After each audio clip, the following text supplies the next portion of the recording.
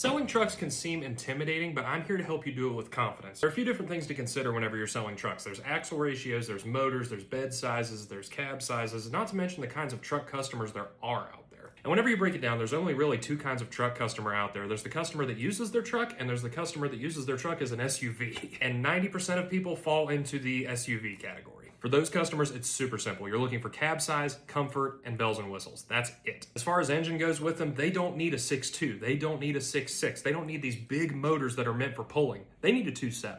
Or a Ridgeline, or a Santa Cruz. I drive a Ridgeline. I say it with my whole chest. I don't tow things. I use a bed for deer hunting. That's it. And that is what 90% of people are going to use a truck for. Small trips to the hardware store, or hunting once a year, or whatever the case may be, that you need a bed, but you don't need a bed all the time. Now let's talk about the 10%, because those are the intimidating ones. Whenever I say they're intimidating, it's because they know more than you. And they always will. So you just need to accept that right off the bat. Truck customers who actually use their trucks know more than you. Even if they don't know more than you, they know more than you. Basically, just let them hold your hand through the transaction. They know more about the motors than you do. I work at Ford. I know that the 3.5 tows more than the 5.0. You're not going to convince a 5.0 person that the 3.5 outdoes it. You're not going to do it. Do not try to convince these people. Don't do it. If you get into somebody who really knows what they're talking about and they start talking about axle ratios, here's what you need to know about those. We're going to start throwing numbers at you. 363, 380, 411, things like that. All you need to know is that the higher that number is, the more it can tow at a lower RPM. How I kind of rationale it in my head. It's basically going to give you more low-end power. With that also comes worse fuel mileage.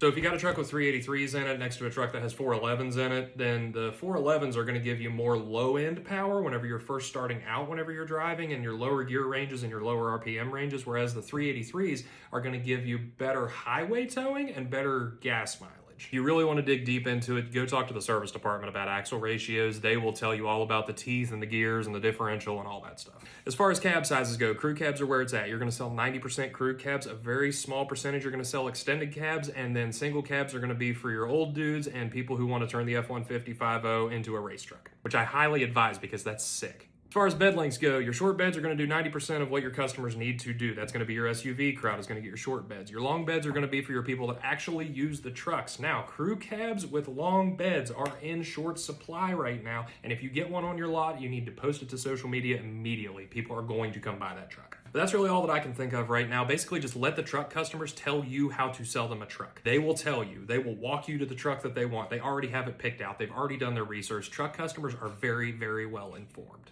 If they actually use the truck, is what I'm saying. If it's the SUV people, they're going to say, oh, give me that Silverado over there. It's blue. I like it. But as always, fight about it in the comments. Let me know how bad I screwed that up. And follow me for more content like this at Spitting Bar Selling Cars.